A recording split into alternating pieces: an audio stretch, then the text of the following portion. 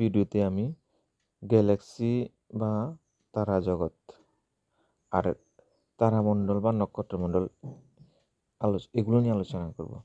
তো তোমরা ভিডিওটি প্রথম থেকে শেষ পর্যন্ত দেখবে। আর যারা ইউটিউব থেকে দেখছো অবশ্যই আমার চ্যানেলটি সাবস্ক্রাইব করবে, আর যারা ফেসবুক পেজ থেকে দেখছো অবশ্যই পেজটি ফলো করবে। তাহলে দেখো গ্যালাক্সি কি?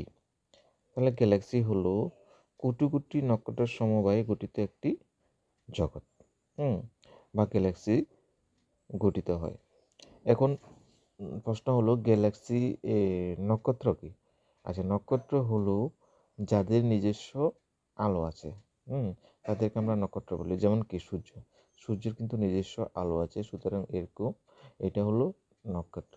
এখন এরকম কোটি কোটি সূর্য কল্পনা করো, আমাদের সূর্যের মতো এরকম কোটি কোটি সূর্য মিলে, তাহলে দেখো একটা, যেমন দেখো সৌরজগতের মধ্যে কিন্তু দেখো একটা নক্ষত্র থাকে, যে যেমন আমাদের সৌরজগতের মধ্যে নক্ষত্র হলো সূর্য, আর গ্রহ আছে।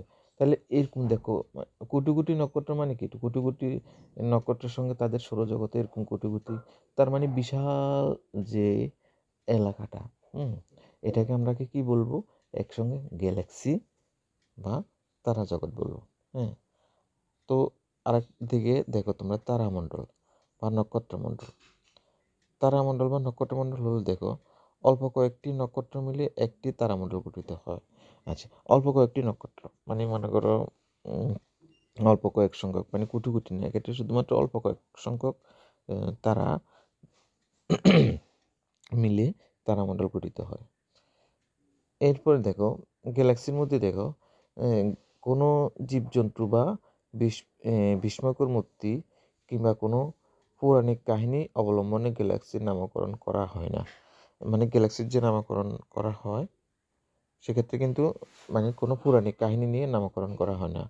আর অপরদিকে তারামণ্ডল বা নক্ষত্রমণ্ডল হলো দেখো কোনো পরিচিত জীবজন্তু বা বিস্ময়কর মূর্তির সঙ্গে তুলনা করে কিংবা পৌরাণিক কাহিনী অবলম্বনে তারামণ্ডলগুলো নামকরণ করা হয়। এরপরে হলো দেখো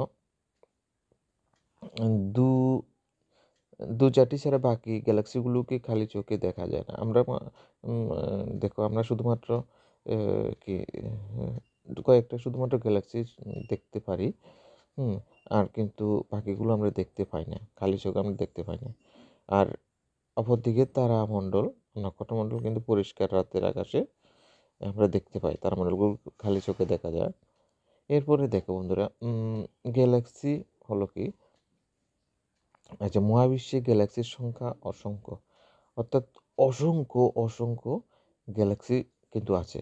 আমরা হাতে গোনা কয়েক সংখ্যক কয়েকটা 2-3টা বা 4টা আমরা দেখতে পাই খালি চোখে। আর অপরদিকে কিন্তু দেখো এই গ্যালাক্সির সংখ্যা কিন্তু 10^11 পর্যন্ত হতে পারে। বিশাল বড় সংখ্যা এটা।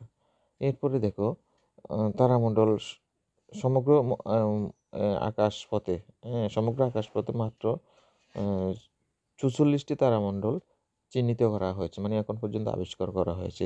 টোটাল 44টি তারামণ্ডল আবিষ্কার করা হয়েছে। অপরদিকে গ্যালাক্সি কিন্তু অসংখ্য।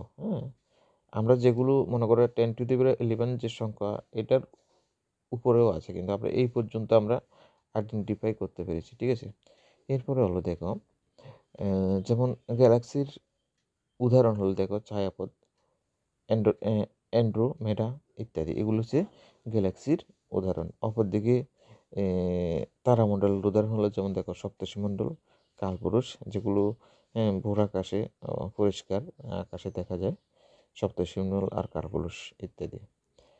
তো এই ছিল আজকের আলোচনা। ভিডিওটি ভালো লাগে অবশ্যই ভিডিওটি সবার মধ্যে শেয়ার করবে এবং চ্যানেলটি সাবস্ক্রাইব করবে।